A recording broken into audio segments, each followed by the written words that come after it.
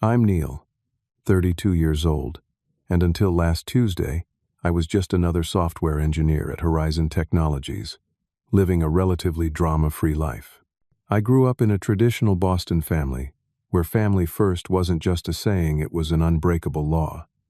My sister Heather was always the golden child, while I was expected to be the responsible one.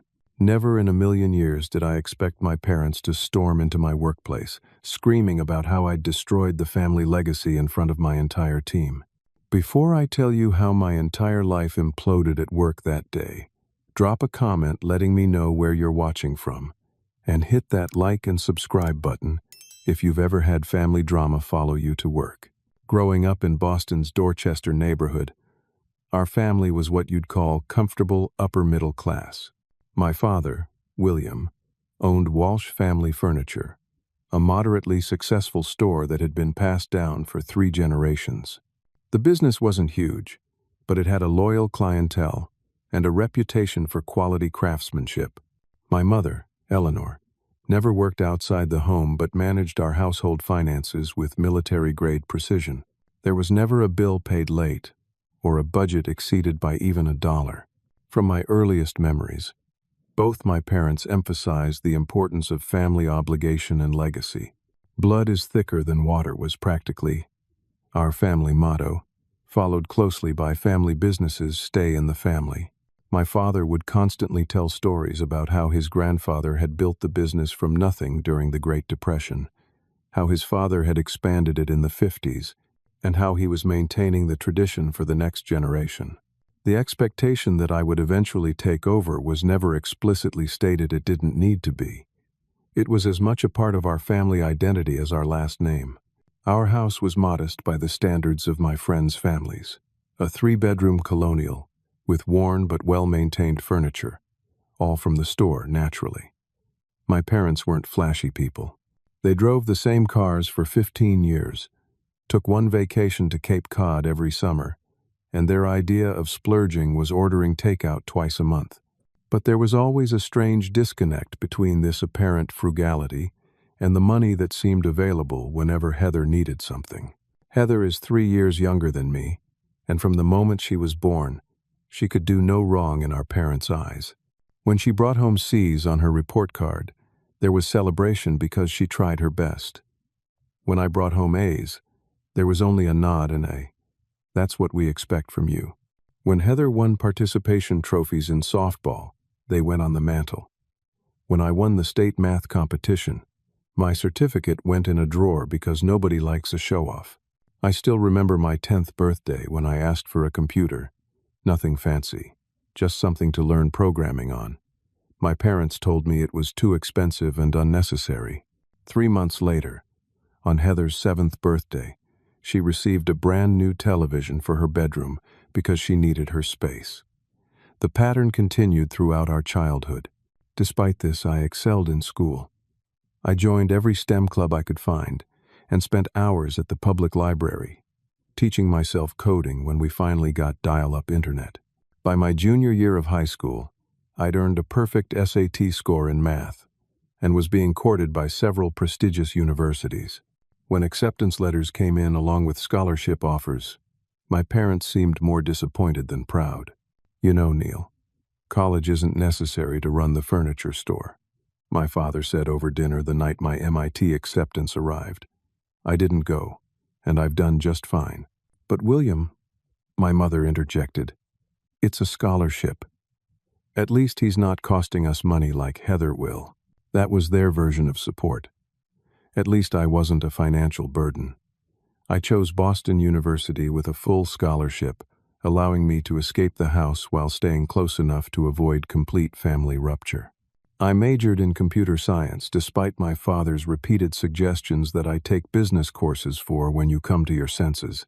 College was the first time I felt truly free. I thrived in the academic environment, secured prestigious internships each summer, and built a network of friends who valued me for my mind rather than my willingness to conform to family expectations. By graduation, I had 3 job offers from tech companies, and I chose Horizon Technologies because they offered the best growth potential. The day I told my parents I'd accepted a job at Horizon, instead of coming to work at the furniture store, was the first time my father openly expressed disappointment in me. 4 generations of Walsh men built this business, and you're turning your back on it for some computer company? What about family legacy? He demanded, face reddening. I'm building my own legacy, Dad, I replied, trying to keep my voice steady. In technology, where I can actually use my education. The relationship grew strained but didn't break. I maintained contact, visiting for major holidays and occasional Sunday dinners. Each visit included passive-aggressive comments about my fancy tech job and how I was too good for the family business now. I learned to let these roll off my back, reminding myself that I was building something for myself that nobody could take away. Meanwhile, Heather dropped out of community college after 2 years, claiming it was too stressful and not the right environment for her. Our parents immediately stepped in, supporting her financially while she found her path. That path seemed to involve a lot of shopping, brunches with friends, and cycling through entry-level retail jobs that never lasted more than a few months, because managers were mean or the hours were unfair. As my career at Horizon progressed, I moved up from junior developer to senior software engineer. My salary increased substantially, and I began investing aggressively in retirement accounts and saving for a house down payment. That's when I noticed a shift in my parents' attitude. The criticism of my career choice softened, replaced by subtle hints about how successful I must be and how family takes care of family. You know, Neil, my mother said during one holiday visit, now that you're doing so well, it might be nice if you helped out around here. The business isn't what it used to be with all these big box stores competing. I offered to help them update their website and implement an online ordering system. That wasn't the kind of help they had in mind. By the time Heather hit her late 20s, she had established a pattern that would make any reasonable person's blood boil. She lived in a luxury apartment in one of Boston's trendiest neighborhoods, an apartment our parents paid for entirely. While I had roommates until I was 27 to save money, Heather had never paid a single bill herself. Her daily routine consisted of late brunches at expensive cafes, shopping trips to boutiques on Newbury Street, and evenings at trendy bars with her equally privileged friends, all funded by our parents, who were approaching retirement age and beginning to feel the financial strain, though they'd never admit it openly. I noticed the signs when I visited the furniture store one weekend.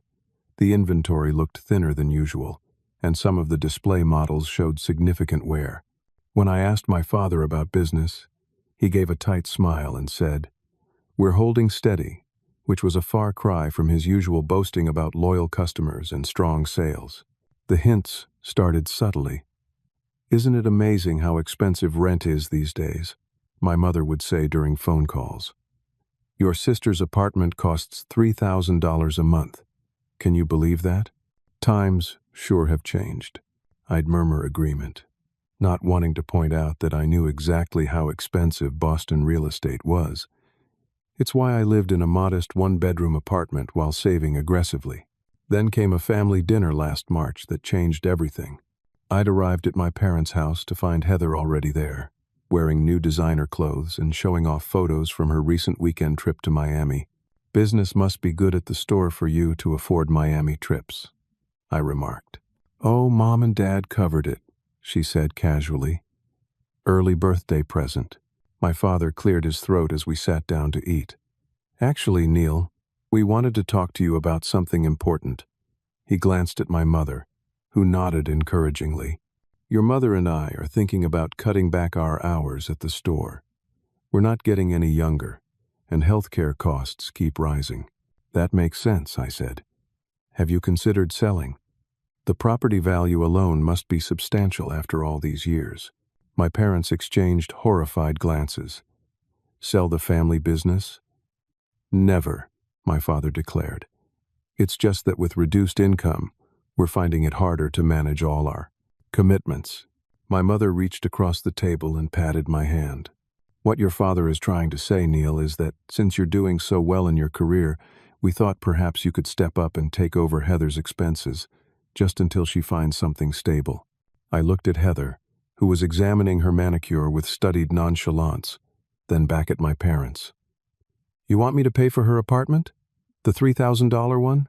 And utilities," my mother added quickly. "It's just temporary, of course. Why can't she get a job?" I asked, the obvious question hanging in the air. Heather's head snapped up. "I'm looking. It's not my fault the job market is terrible." "The job market is actually booming in tech," I pointed out. "My company is hiring for non-technical roles in marketing and customer success. I could refer you." Her face contorted in disgust. "Ew, no. I'm not sitting in some boring office all day answering phones or whatever. I'm a creative person." "What exactly have you created?" I asked before I could stop myself. The argument escalated from there, with my parents defending Heather's sensitive artistic nature and her need to find herself, while I pointed out that at 29, most people had found at least a direction in life, if not themselves entirely. I left that dinner with a firm no to funding Heather's lifestyle, but the issue was far from resolved. Over the following weeks, the pressure mounted. My mother called daily with updates on Heather's job search, which apparently consisted of occasionally scrolling through Instagram influencer gigs. My father sent passive-aggressive texts about family duty and supporting each other through hard times. Then they played their trump card. Without warning, my parents informed Heather they could no longer pay her rent.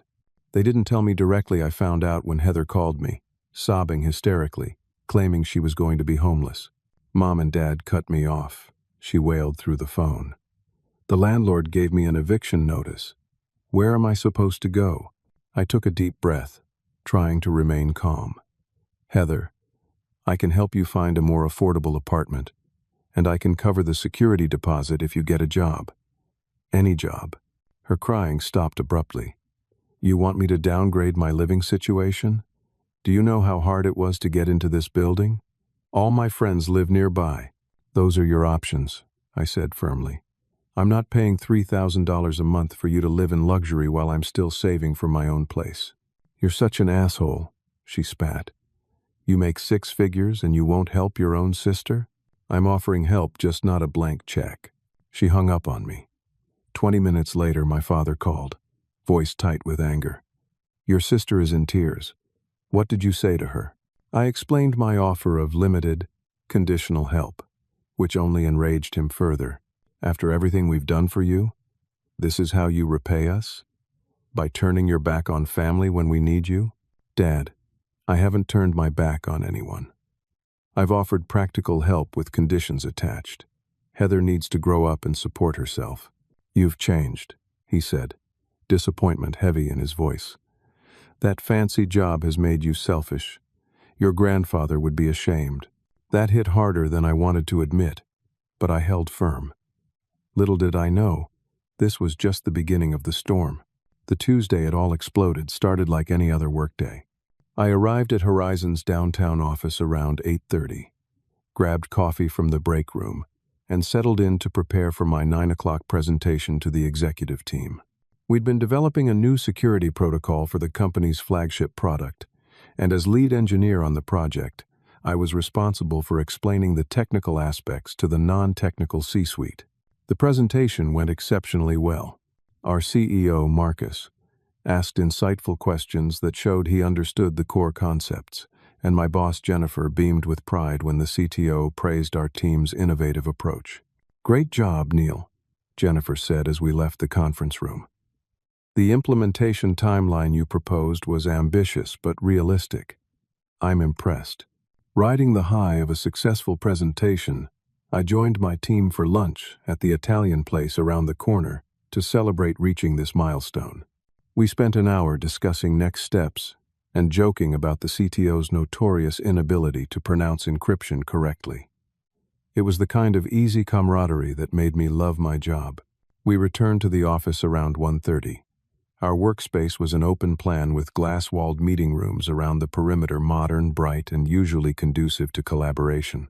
I had just settled back at my desk and was responding to emails when the receptionist's voice came through on my desk phone.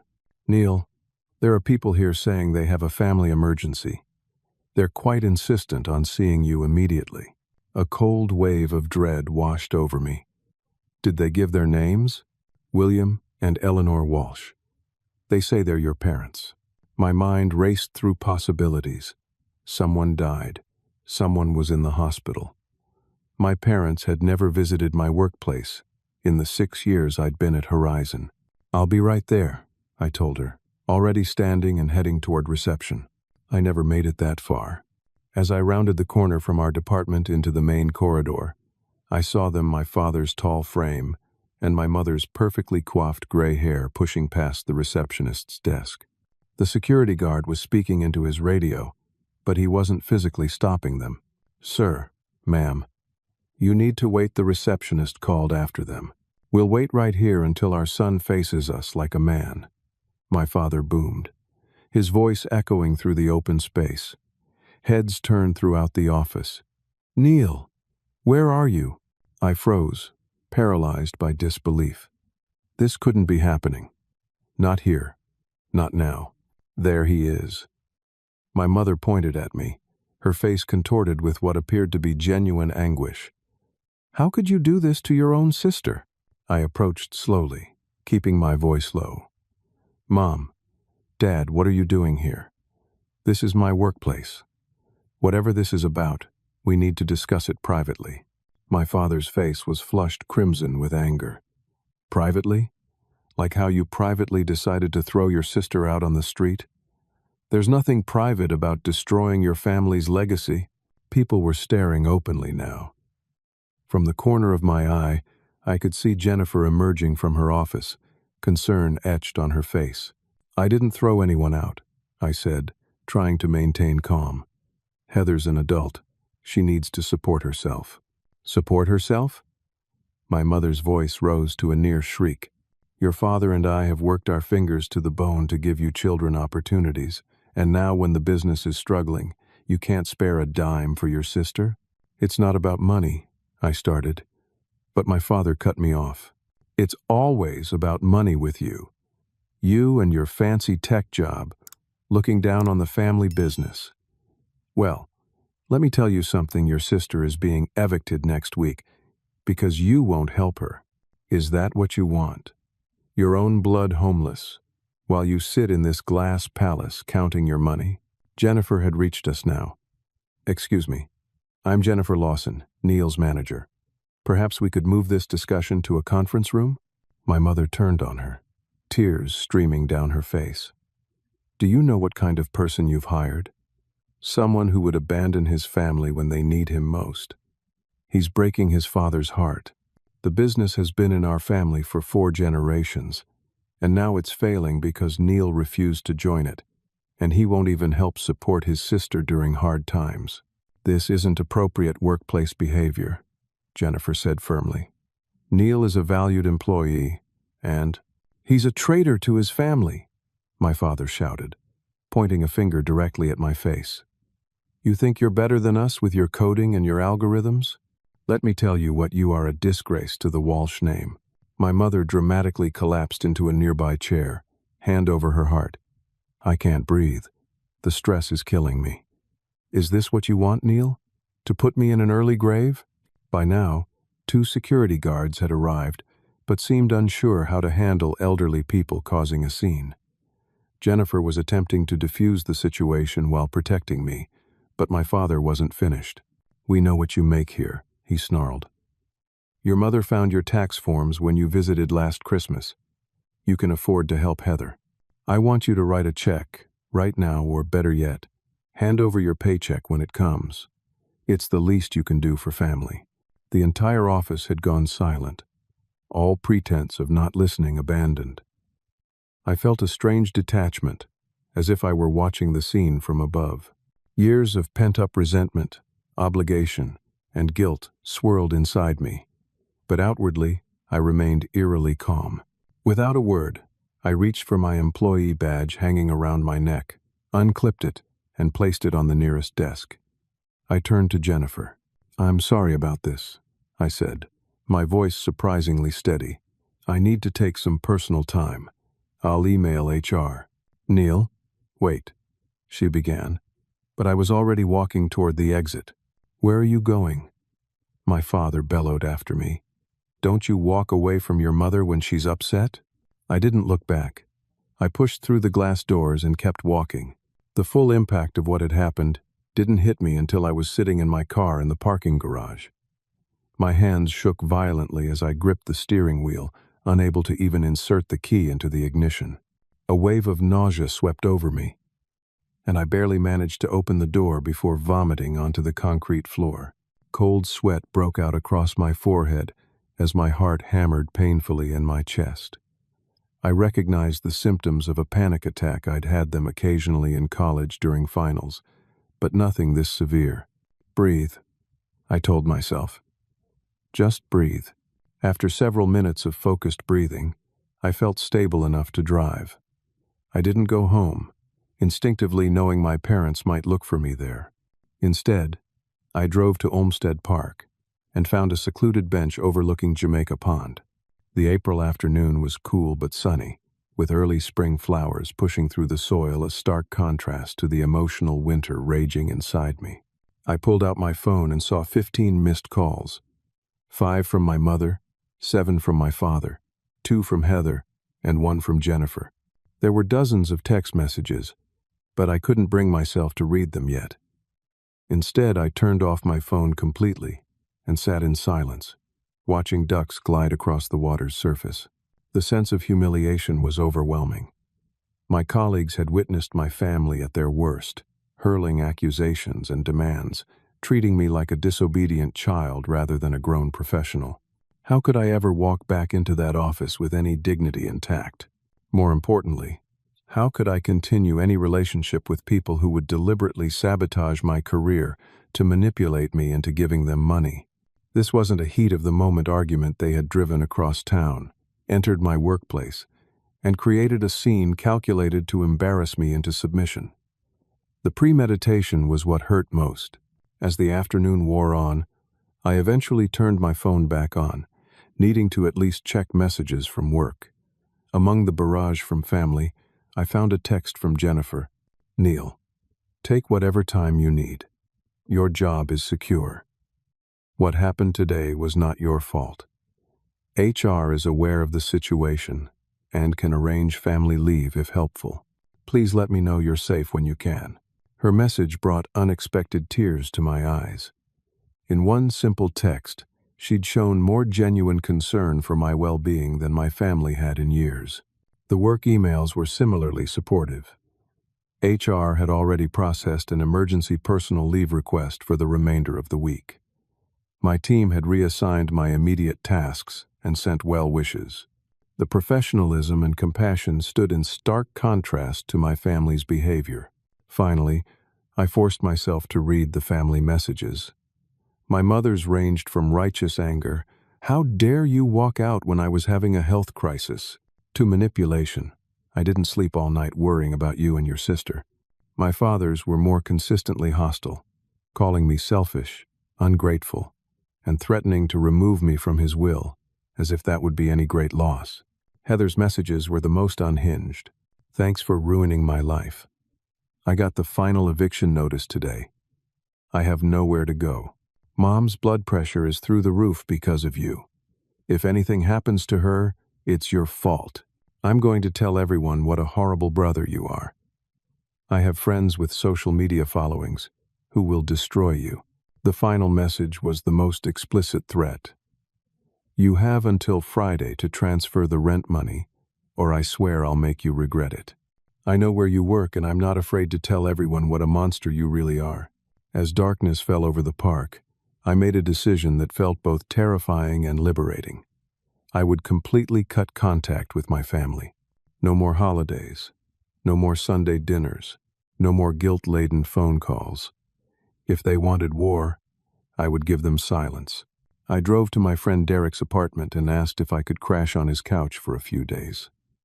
Derek, who had heard stories about my family over years of friendship, didn't even hesitate before agreeing. "Stay as long as you need, man," he said, clearing space in his guest room. What they did crosses every normal boundary.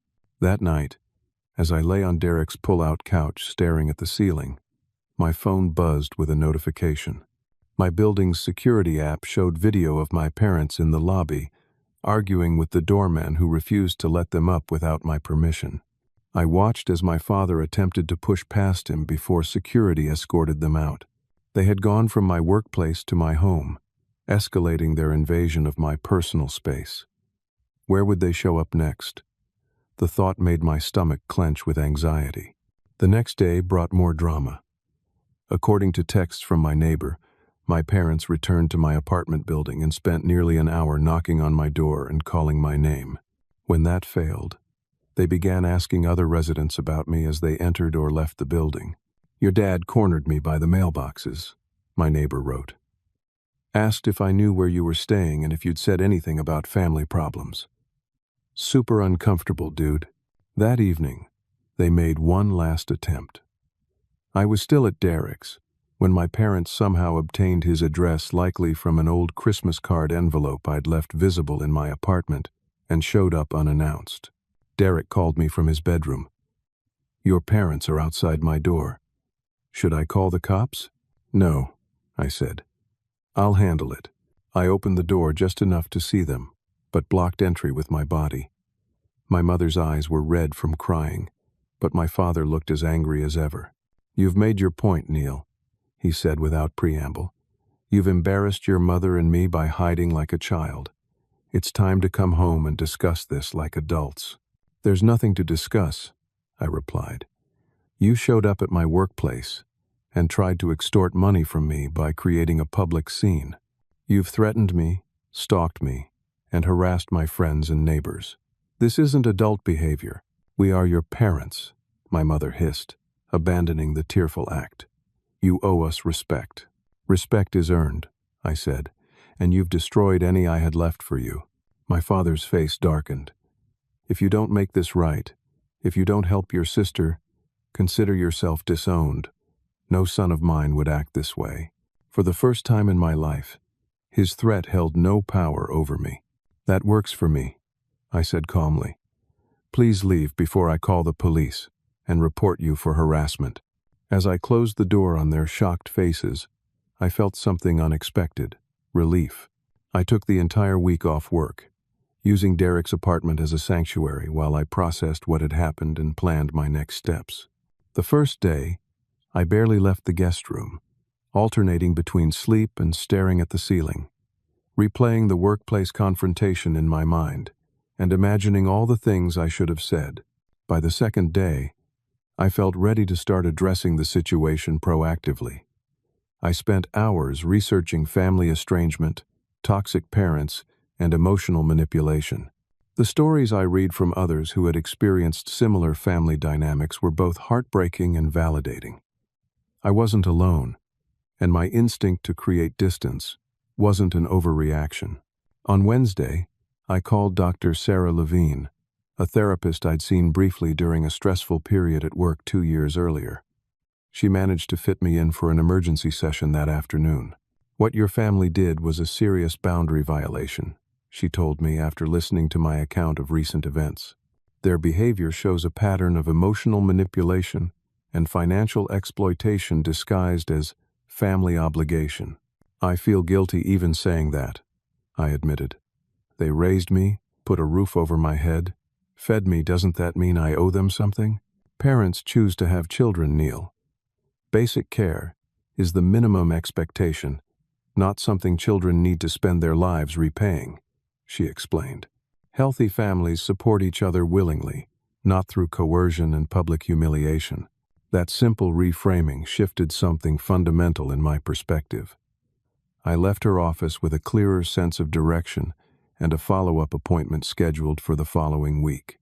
Back at Derek's, I drafted a multi-step plan to address each aspect of the crisis. 1. Professional damage control. 2. Personal security measures. 3. Legal protection. 4. Financial investigation. I started with the professional component, scheduling a meeting with Jennifer for Friday morning. I arrived at her office 30 minutes before normal working hours to avoid encountering too many colleagues. Jennifer welcomed me with genuine concern. "Neil, how are you holding up? I've been better, I admitted, but I'm ready to move forward. First, I want to apologize for the disruption my family caused. She shook her head firmly. You have absolutely nothing to apologize for. Your parents' behavior was completely inappropriate, and everyone here recognizes that. I exhaled shakily. Thank you. I've been worried about how this affects my professional reputation. If anything, Jennifer said, the way you handled it, maintaining composure and removing yourself from the situation, has only increased people's respect for you. Several team members mentioned they couldn't have remained as dignified under similar circumstances. We discussed a plan for my return the following Monday, including security measures to prevent any future incidents. Jennifer had already arranged for my parents to be placed on the building's restricted visitors list, and reception had photos to identify them if they attempted to return. My next stop was HR, where Melissa, the director, assured me the company would support whatever boundaries I needed to establish. We've documented the incident, and if you need to pursue legal options like a restraining order, Horizon will provide necessary evidence and support, she told me. Your family situation doesn't change how valued you are here. By lunchtime, I'd accomplished the first part of my plan and felt significantly lighter. I spent the afternoon moving back into my apartment, first checking that my family wasn't lurking nearby. Once inside, I immediately called a security company and arranged for additional cameras to be installed at my entry points, along with upgrading to a smart lock system that would log all entry attempts. On Saturday morning, I met with Thomas Parker, a family attorney recommended by a colleague who had gone through a difficult divorce. After explaining the situation, I asked what legal options existed to prevent further harassment. Based on what you've described, there's grounds for a cease and desist letter as a first step, Thomas explained. It's not legally binding like a restraining order, but it establishes a paper trail showing you formally asked them to stop contact, which strengthens any future legal action if needed. I'm not sure I want to escalate to that level yet, I said hesitantly. We can draft it but not send it, he suggested. Having it ready gives you options if their behavior continues or worsens. We spent an hour documenting the pattern of events, from the initial dinner conversation to the workplace incident and subsequent stalking behavior. Seeing it all laid out chronologically made the escalating nature of their actions impossible to dismiss as a one-time emotional outburst. As I was leaving his office, Thomas asked a question that would change everything. You mentioned your parents claimed the family business is failing, which is why they can't support your sister anymore. Do you know that for certain? I paused. No, I don't. I just assumed they were telling the truth about that part. In family disputes involving money, assumptions can be costly, he said thoughtfully. It might be worth verifying their financial situation before making any long-term decisions. That conversation led to the most unexpected part of my plan. On Monday, after successfully returning to work, I contacted Michael Reeves, a private investigator Thomas had recommended. I felt uncomfortable taking this step, but reminded myself that my parents had forfeited any expectation of privacy when they invaded every aspect of my life. I'd like you to look into my family's business finances and personal assets, I told Michael during our initial meeting. I need to understand if their claims of financial hardship are legitimate or another manipulation tactic. This is more common than you might think, Michael assured me. Family financial disputes often involve hidden assets or misrepresentation of financial status. What exactly are you looking to verify? I outlined my questions. Was the furniture business actually failing? Were my parents truly unable to continue supporting my sister, or was this a ploy to shift the burden to me? And had they hidden assets that could easily solve the problem they were blaming me for? Within a week, Michael delivered his findings, and they were more shocking than I could have anticipated. Not only was Walsh Family Furniture not failing, it had shown steady profit growth for the past 5 years. Tax records indicated the business was generating approximately $600,000 in annual revenue with healthy profit margins. More disturbing were the personal financial discoveries. My parents maintained 3 separate bank accounts: a joint checking account for regular expenses, a business account, and a hidden investment account, under my mother's maiden name with nearly $800,000. They had also purchased a vacation property in Maine 2 years ago, during the period they had begun complaining about financial strain. Most revealing was the discovery of a trust fund established in Heather's name when she was born, currently valued at over $300,000. The trust had stipulations allowing access at age 25, or upon completion of a 4-year college degree. Since Heather had dropped out, my parents maintained control as trustees and had been using the fund for educational expenses that suspiciously aligned with family vacations and home renovations. As I reviewed the documentation Michael provided, a complex mix of emotions swept through me: anger at the deception, vindication that my instincts had been correct, and a profound sadness that my family would go to such lengths to manipulate me. Armed with this information, I now had to decide how to use it. After 2 weeks of silence, my parents' attempts to contact me had become increasingly desperate. The tone of their messages shifted from anger to concern to pleading, though Heather's remained consistently hostile. I ignored them all while finalizing my strategy. On a Saturday morning in early May, I sent identical text messages to my father, mother, and sister. I'm ready to discuss recent events. Meeting room at the Marriott downtown. Tomorrow at 2 p.m. Come prepared for an honest conversation. All 3 responded almost immediately with a mix of relief and lingering hostility. My father: "It's about time you came to your senses." My mother: "We've been worried sick about you." Heather, predictably: "You better be ready to fix the mess you've caused." I arrived at the hotel 30 minutes early, briefcase in hand containing organized folders of evidence. I had arranged for the conference room to have a large table separating me from them, a deliberate choice to maintain physical and emotional distance. Thomas, my attorney, was on standby, ready to join by phone if needed, though I hoped it wouldn't come to that. At exactly 2 o'clock they arrived together. My father strode in first, radiating confidence, followed by my mother with her practiced, concerned expression. Heather entered last, scrolling through her phone with affected disinterest. "Neil," my father began, extending his hand as if the workplace incident had never happened. "Good to see you've calmed down enough to talk sensibly." I didn't stand or shake his hand. "Please sit down. We have a lot to discuss." My mother immediately launched into her prepared speech. "Sweetie, we know you've been under a lot of stress at work.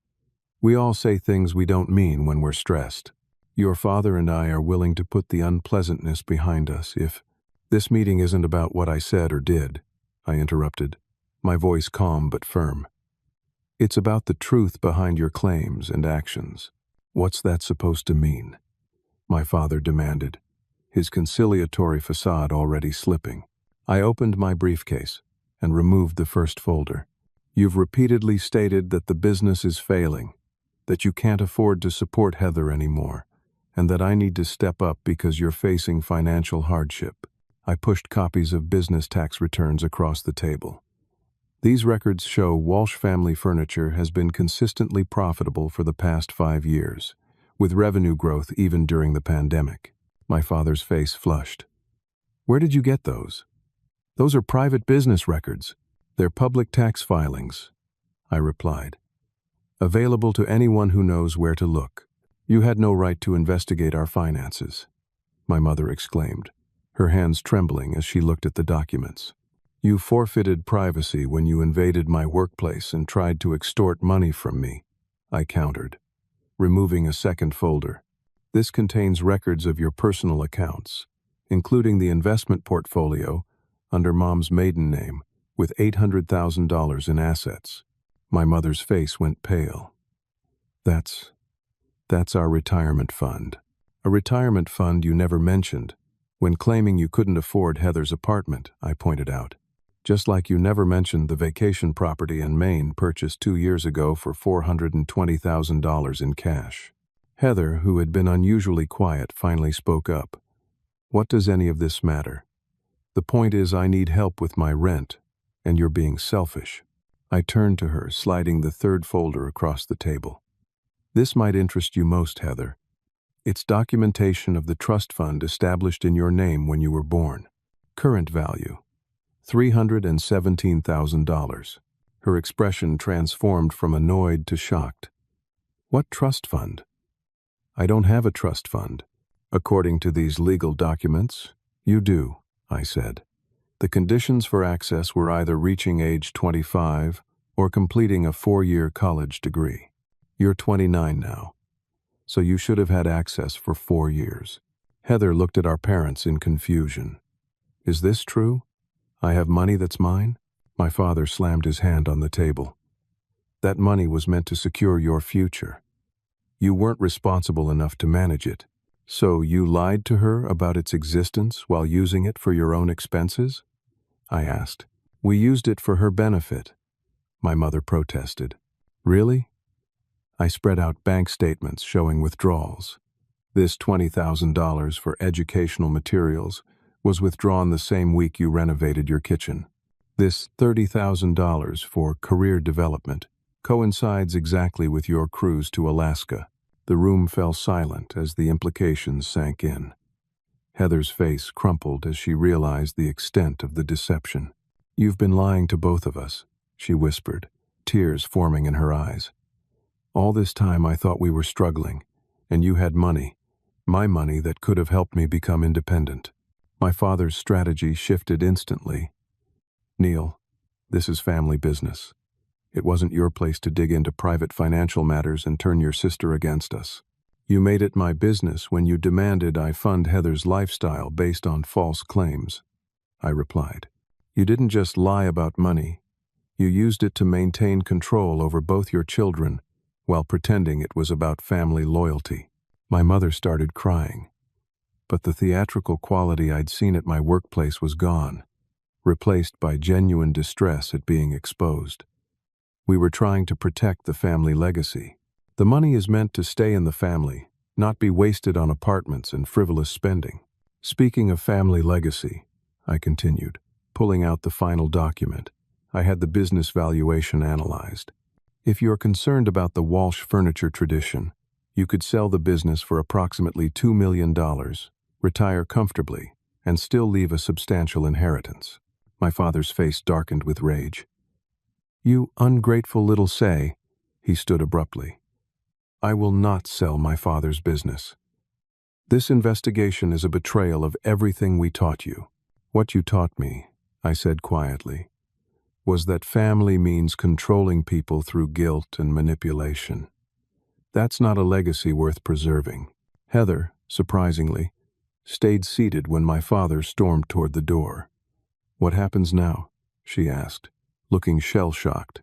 That depends on all of you, I answered. I'm prepared to move forward in one of 3 ways. I laid out my options clearly. 1. Complete separation. I walk away, you walk away, and we have no further contact. However, I'll be submitting this financial documentation to the IRS for review of potential trust fund mismanagement and tax discrepancies. My mother gasped. You wouldn't. 2. We agree to family therapy with complete financial transparency. Heather gets access to her trust fund, and we establish healthy boundaries moving forward. Or 3. You continue harassing and manipulating me, in which case my attorney will file for restraining orders and pursue legal action regarding the misappropriation of trust assets. My father, who had paused at the door, turned back. You're threatening your own parents with legal action? After everything we've done for you? I'm offering choices, I corrected him. Something you never gave me or Heather. I stood and gathered my documents. You have 48 hours to decide. I'll be at home, and I expect your decision in writing, not another emotional ambush. As I walked past my stunned family toward the door, I felt lighter than I had in years. The truth, however painful, was finally in the open. This isn't over, my father called after me. You're right, I replied without turning back. It's just beginning. For 48 hours after the hotel confrontation, My phone remained eerily silent. Then, just as the deadline approached, the messages began flooding in. My father's came first. "What have you done?" The IRS called the business, asking about trust disbursements. "This is your doing, isn't it?" I hadn't actually contacted the IRS yet. This was likely standard verification triggered by my attorney requesting the trust documentation. But my parents' panic was revealing. My mother's message arrived minutes later. "You went too far this time. Your father is beside himself. How could you do this to your own family?" Only Heather's message struck a different tone. "Can we talk? Just you and me? I have questions about the trust." Their reactions confirmed what I already suspected. They were more concerned about being caught than about the harm they'd caused. Still, I hadn't expected them to immediately assume I'd chosen the most severe option. I replied to all three with the same message. I haven't taken any irreversible action yet. The offer of family therapy with financial transparency remains open until midnight. At 11:47 p.m., 13 minutes before my deadline, a joint email arrived from my parents, grudgingly agreeing to therapy and financial restructuring.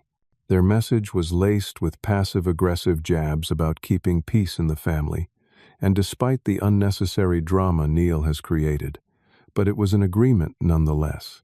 The first therapy session the following week was excruciating. Dr. Raymond Mercer, a family psychologist specializing in financial conflicts, maintained firm control as my parents attempted to reframe the narrative as me attacking them out of greed. "William, Eleanor," he interrupted my father's lengthy justification. "I need to establish ground rules here. We're not here to assign blame, but to understand how financial secrets have damaged trust in your family. Neil has documentation of deception. That's not in question. What we need to explore is why you felt it necessary to manipulate your children this way." My mother bristled. "We were protecting them. Neil was always so independent, never wanting to join the family business. Heather needed more support. We did what any parents would do. By hiding Heather's trust fund from her? By creating a false financial crisis to guilt Neil into supporting her?" Dr. Mercer asked. "The money was always meant for emergencies," my father insisted. "Living in a luxury apartment is not an emergency," I pointed out. Heather, surprisingly, had been doing her own research between the hotel confrontation and this therapy session. "I spoke with a financial advisor," she said quietly. "He reviewed the trust documents. You've withdrawn over $120,000 in the past 5 years for expenses that had nothing to do with me." My parents' expressions of betrayal would have been comical if the situation weren't so painful.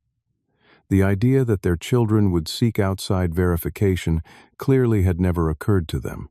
"We've always made decisions for this family," my father declared. "That's what parents do." "For children, yes," Dr. Mercer said. "But Neil is 32. Heather is 29. At some point, parents need to transition from authority figures to advisors." That first session ended with little resolved but much revealed.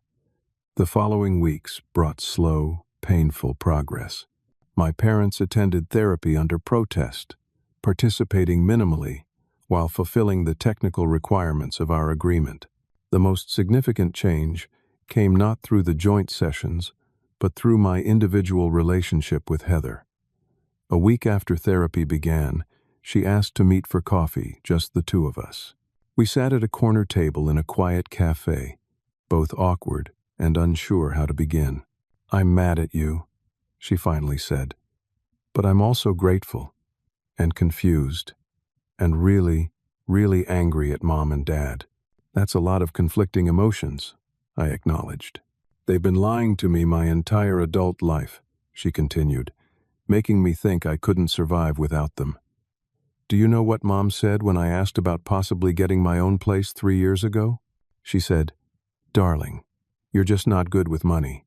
You'd be homeless within months.'" I nodded. They said similar things to me, but about emotional stability, that I was too cold and logical to maintain relationships without their guidance. They really did a number on us, didn't they? She stirred her coffee absently. They did, but we don't have to let them continue. That conversation marked the beginning of a new relationship between us, still complicated, but increasingly honest. With access to her trust fund, Heather found a modest apartment and, to everyone's surprise, applied for a position at a local art gallery.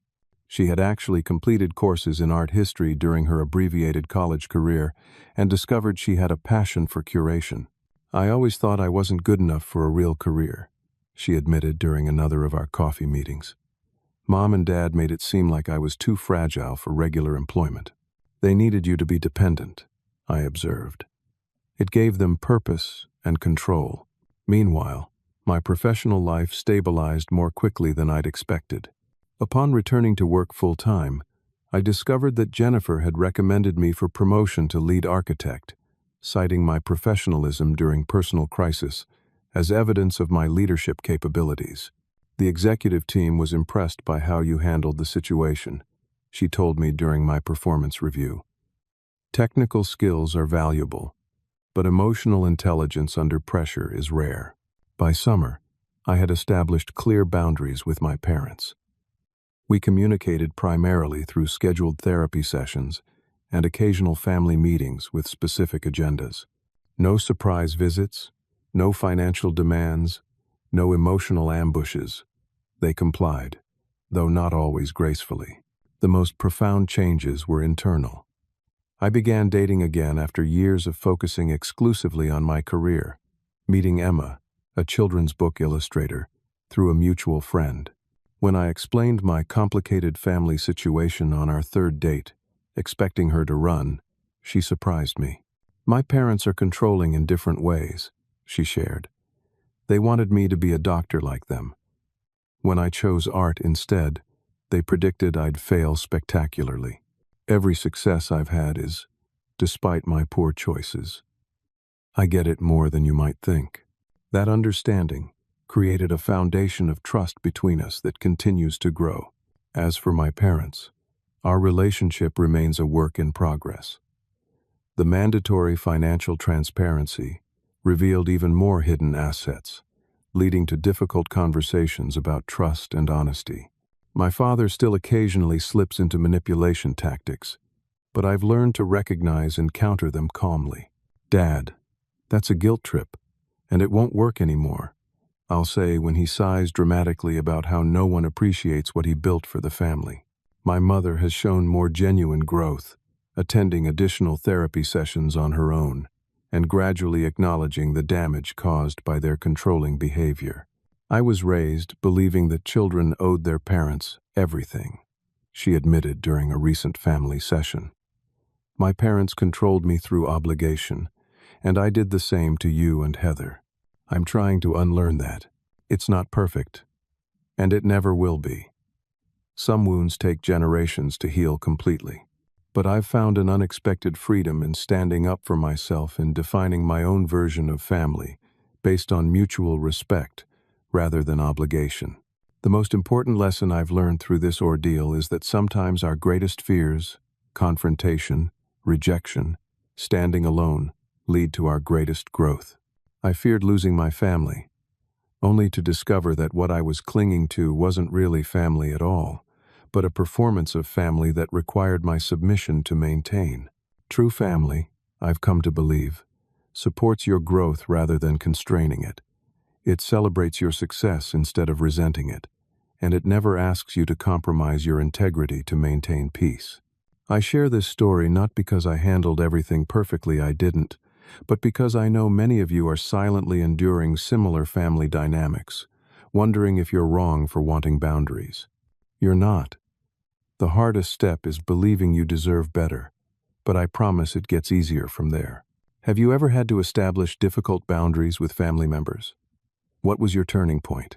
Drop a comment below sharing your experience. Your story might help someone else find the courage to stand up for themselves.